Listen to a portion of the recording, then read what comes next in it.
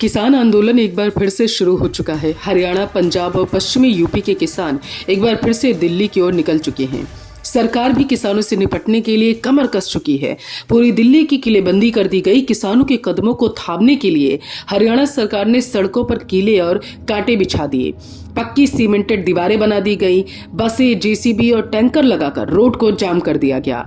हरियाणा के कई जिलों में इंटरनेट सेवाएं भी बंद हैं। कई जगहों से खबरें आई कि पुलिस ने रात भर में गांवों में घूम घूम कर किसानों और उनके परिवारों को आंदोलन में शामिल न होने की गुजारिश भी की है और उन लोगों को समझाया जा रहा है कि आखिर ये जो आंदोलनकारी हैं, जो किसान के भेष में आगे बढ़ते जा रहे हैं, उनकी आखिर मंशा क्या है। हालांकि बताते चले कि इस दौरान सरकार ने चंडीगढ़ में किसान नेताओं से बातचीत के लिए भी बुलाया था और उनसे बातचीत भी की गई, लेकिन 5 घंटे की बातचीत के बाद भी किसान नहीं माने और वो अपनी मांगों पर अड़े रहे। हालांकि इस दौरान किसानों ने सरकार पर उनकी मांगों के लिए गंभीर न होने का आरोप भी लगाया, लेकिन सियासी गलियारों में जो खबरें सामने आई वो ये कि किसान नेताओं की जो मांगे थी पहले किसान आंदोलन के दौरान वो कह ही रहे थे, लेकिन इसके साथ उनकी मांगे लगातार बदलती जा रही थी, जिसके लेकर के सियासी गलियारों में खूब चर्चा भी हो रही है।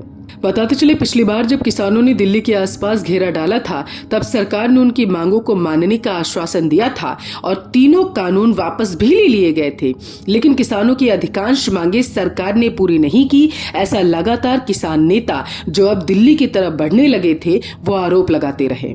हालांकि इस दौरान कई सारी बातें भी कही जा रही हैं कि जब भी लोकसभा चुनाव आने वाले होते हैं तब किसान सरकार पर हमलावर हो जाते हैं, दबाव बनाने की कोशिश की जाती है, आंदोलन का रास्ता चुना जाता है।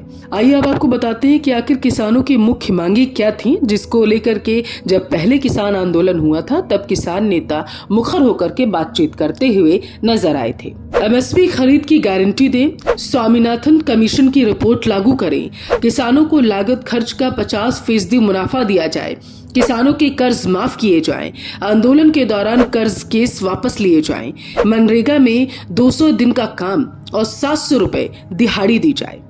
किसानों का पिछला आंदोलन सरकार के आश्वासन के बाद खत्म हो गया था। क्या अब की बार किसानों का बेड़ा पार होगा या सरकार का रवैया ऐसा ही रहेगा, ये देखने वाली बात होगी। जय भारत।